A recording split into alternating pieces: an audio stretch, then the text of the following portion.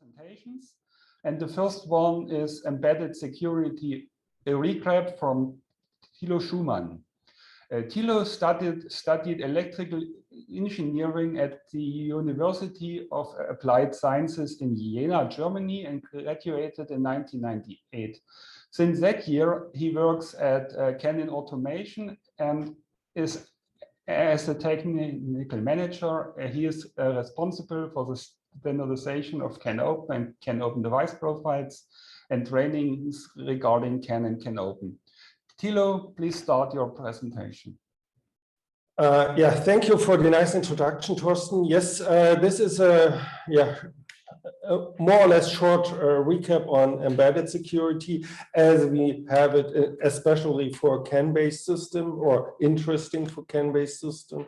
I know that, as you said, security came only in the last few years as an important topic.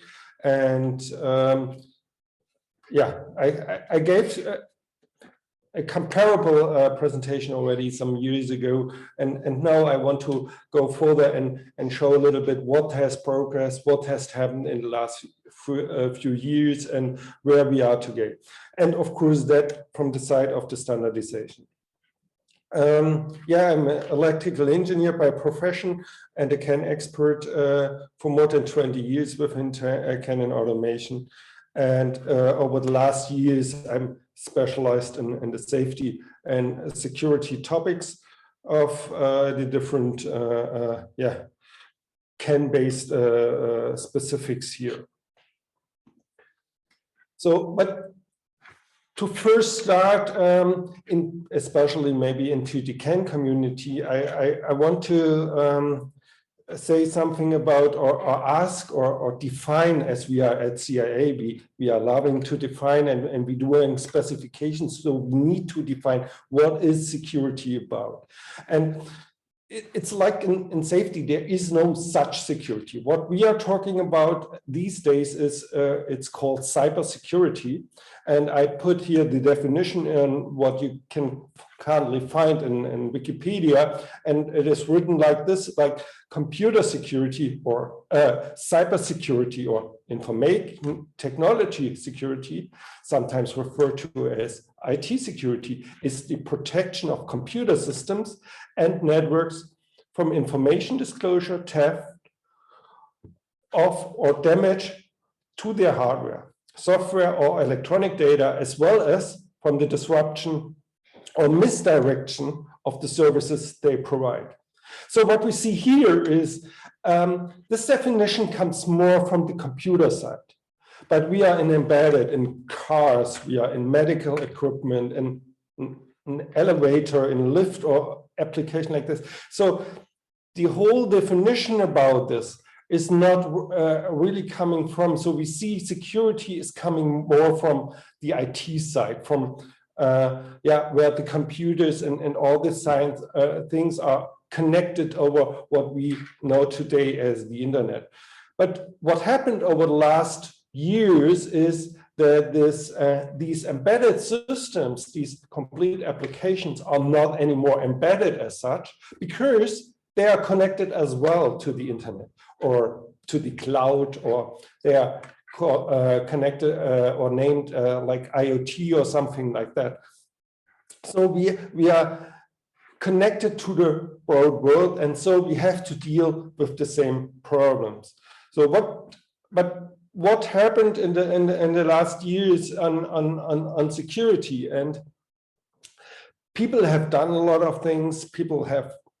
Some people have not done anything. So, you know, maybe the sentence like, especially these days with all these IoT things or industrial IoT, then you know this with the S stands for security. But things are changing.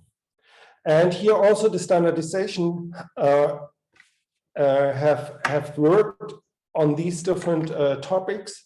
One of the most commonly standardization groups or standards, of course, the first one again is IT security. So it's the ISO IEC 27001. which is about information technology, security techniques, information security management systems, and specifically requirements. But there are more about this topic. So we see here, it's again about the IT system, and it's about companies, how to secure their company IT, what they have to do. They can certify afterwards, and they have to do something. But we are still not in the embedded world. In the embedded world, the next one is which try to cover security in standards is what we have seen in the automation industry, or I would likely call general automation. They worked jointly together or took over principles from the ISA, and so the ISA IEC 62443 series was developed, which is specifically about industrial communication network and system security. So that was one of the first steps who tried to make security in the automation industry. And almost a little bit later, but almost in parallel, it is being developed for specifically for the automotive area, the ISO SAE standard, the 21434 for road vehicles and cybersecurity engineering. That comes along because we have those international guidelines, especially in the automotive industry, where security becomes much more important.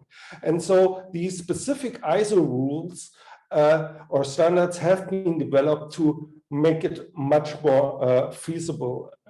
But what all of these standards have in common is none of these are specifying specific security implementations. They are more like process standards. Process standards in a way that I, as a company for my IT system, I, as a company doing products, doing systems, doing system engineering, I have to think about security. I have to find what things I have to do. I have to find what threats I have to work with. What things I have to do to mitigate those threats and problems, and all this kind of things. So they are more process standards. And I have here specifically the IEC 62443, and we see it's a standard which is, like many standards these days, comprised of different parts. We have a more generic part, which is terminology, concepts, and models. And then the next part is establishing industrial automation and control system security program. And then we are going into the operational side. And in part 4, finally, we are going on to the device side. We sometimes you see also this picture. We have some more general definitions. We have some more special requirements about policies and procedures. Then we go on the system level, and then finally on the component level. So we have those different standards, and everybody covers those specific things. But what are these standards really about? Those standards are really about what we call, they try to cover the complete life cycle. I try to cover, find a definition of the process view for the complete life cycle of a system. So that means I put some, I develop my system, I make some initialization, some analysis about my design, I change my design, sometimes then later on I go into the realization, and then I set it up, my system is in operation, and maybe sometimes later I'm doing some improvements, maintenance, all these kind of things, and at some point in time it goes into decommissioning. So, and the thing is about those standards try to cover the complete life cycle of a system. And of course, with the system, I can try to cover this also as a part of a device.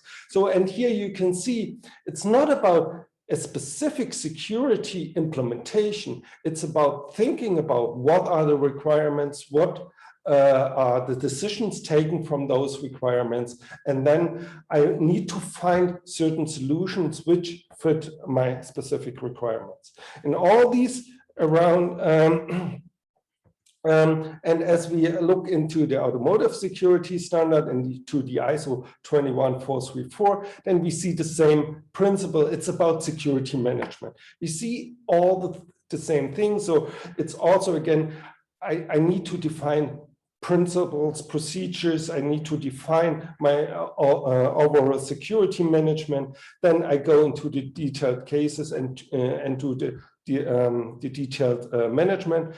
And then it all comes down finally to the, it all finally then comes down basically through to the main topic of security implementation, which is basically then the threat analysis and the risk management. So that's what we find in all those standards.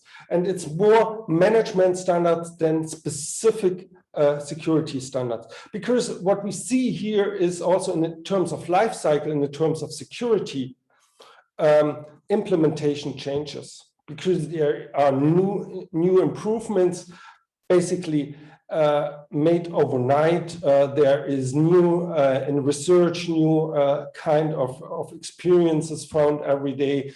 And so security is an ever-changing project. There is no fixed security. And so things have to change. And so that means in the process, of course, if I'm then going into the process, into the specific one, and finding the right solutions, I took here the specific version of the iCC from the automation industry. It always comes down into the cycle where I need to identify what are my important assets in the system, in the device. And the problem here is, of course, every stakeholder in the process has different interests. So as a device manufacturer, I want to protect my IP, I want to protect my firmware. So that's my important asset. But as a system manufacturer, when I buy certain devices, I don't care about these kind of things. I have different important assets. And so we have the user of the system maybe is a different one. Like if I'm OEM, I'm building a car, I as OEM have different important assets than the user, the driver of the car. So we see it's also always difficult on defining and identifying those things. Then when I hopefully found my important assets at some point, I need to identify the threat models. So that means I need to take any of those important assets and need to think about what is the different threat models to it. What is like, is it about like privacy issues? Then like the firmware is I have protective rights on my firmware. I want to don't want to disclose those information. So what are the threat models that become public, something like that, or that things can you manipulate? And only when I have identified my threat models, I then can go into the different specific measures. And even in identifying threat models, also important all the different network design issues. So even when I'm designing the system, the threat models also depend on the system, on how it is defined. I started like in embedded, we always had closed systems. So I need physical access. I need the obsession of some device or of the system to manipulate, to get information around. So today we are going into open systems, so everybody has access. They're like a construction machine. they are standing overnight or at the weekend on some roadside or somewhere. So everybody has access. So, or they are even connected to the internet. So someone. So I always need to think about, and the threat model is changing with that. And of course, like I said, do I need do I only have local access that I need personally there present, or do I have some kind of remote access? And the remote access also depends. Do I allow only visualization or monitoring? Do I allow active changing? And with all those new features we have these days, like over-the-air updates, that means we can change system behavior remotely. We can change system behavior on a device level, on the complete system. So all the possibilities are now open. And so we need to identify those different threat models and all for the important assets. And then I can find according to protective measures and define them. And then I can finally go and try to find some solution. And you see, it's difficult. There is no receipt or whatsoever I can follow and I can set my check mark on, and when I've done this and this and use this certain security implementation, then everything is fine. It's not that easy. I need to go to the process. And the problem here is when I've done that, it's not a one time. I need to do this regularly. I need to verify my measures. I need to learn every day about new experience that have been made out in the field. I need to monitor, even I need to monitor my competitors, because they also have security measures in place. And something is being published about their problems. And then I have to look into my system, into my devices. Do I also having a problem with that? So that means it's a long-time process. It's not a one-time process. And that can become very difficult and, of course, expensive. I have just a few example made from an industry, maybe some of you know, like driving a taxi.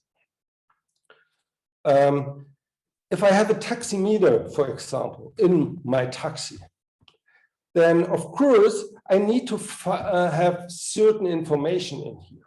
I have my different assets, and all those different things can be is part of a security measure. Like I have my GPS position, I have my odometer value, my speed, and because of the odometer and the speed, I have a calculated price. So I have also here different stakeholders who have different interests in those different assets. Like in terms of consumer protection, the manipulation of those values is not allowed. And if manipulation happens, it must be detectable by calibration officers. On the other side, I have a tax office in many countries. You know, in the US, it's the IRS, or in other countries, it has some different name. They have the interest in getting the taxes of those prices, of course. So they have their own interest in securing the data.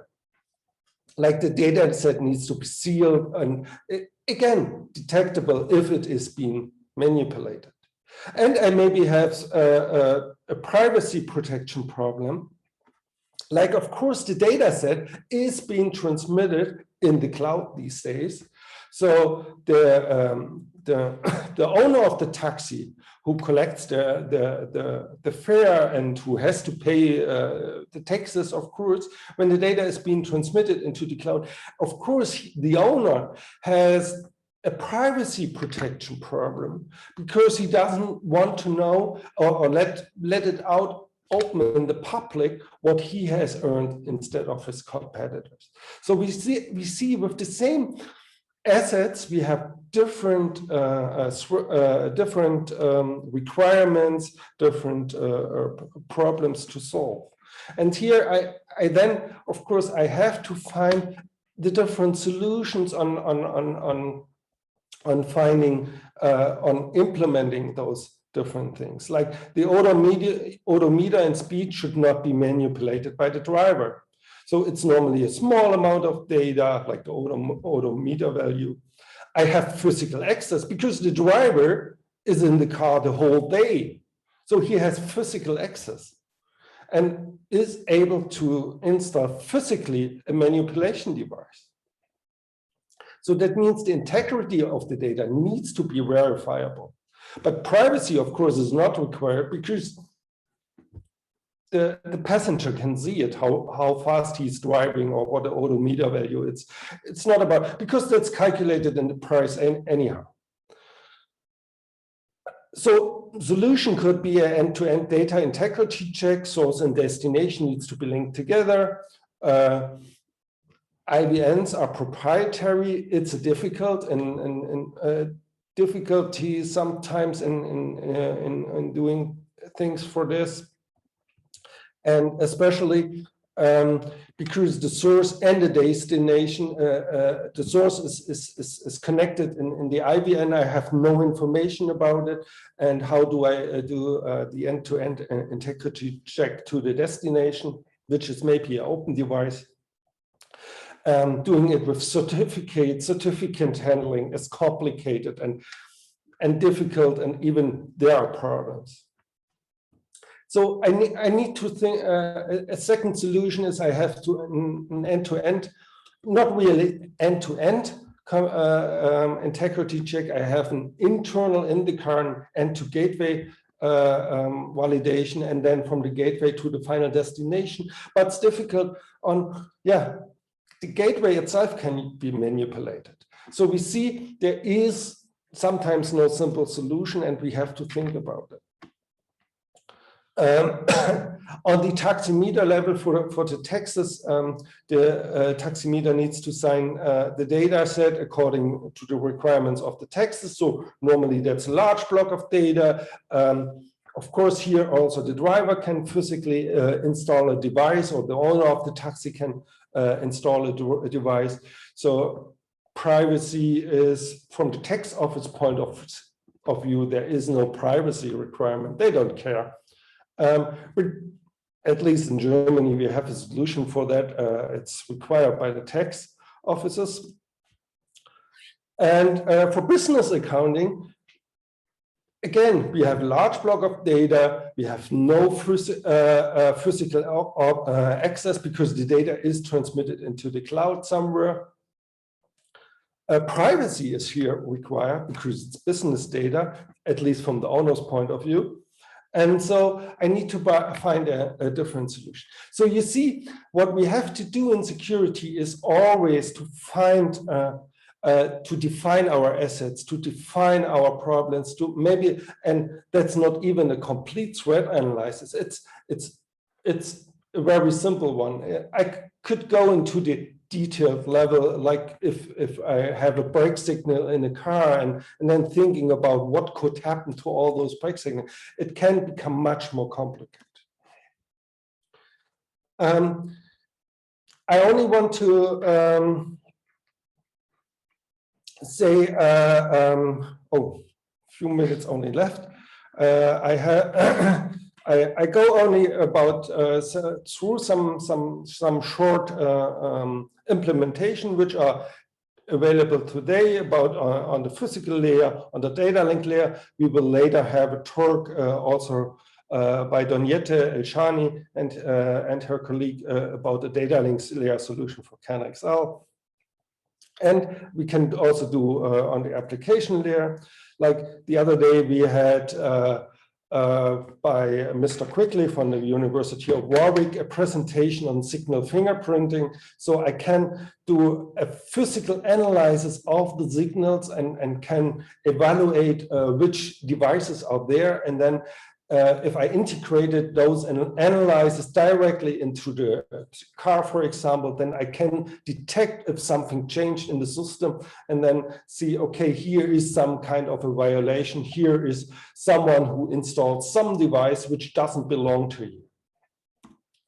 I can, of course, manage allow and deny lists in my transceiver parts or in the CAN controller. The problem is here, if the firmware can be changed by some means, those allow deny lists may be changed. Bosch had some years ago, specifically for CAN, a possibility to share a unique key. And I have to go a little bit better. We will later have a presentation on embedded security using TLS on CAN-based system. And some years ago, I made a proposal for on the application level on how to CAN open PDO security.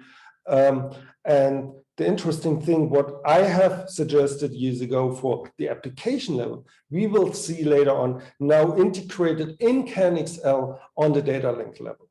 And the problem is also I have to monitor the industry, my competitors, how do I do this?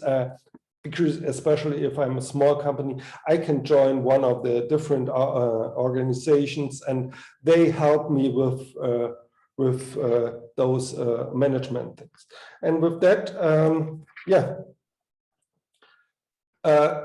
you can design a secure system. But you think about that there's also always an easy solution to go around. So security is not that easy. And with that, I'd like to thank and give back to Thorsten.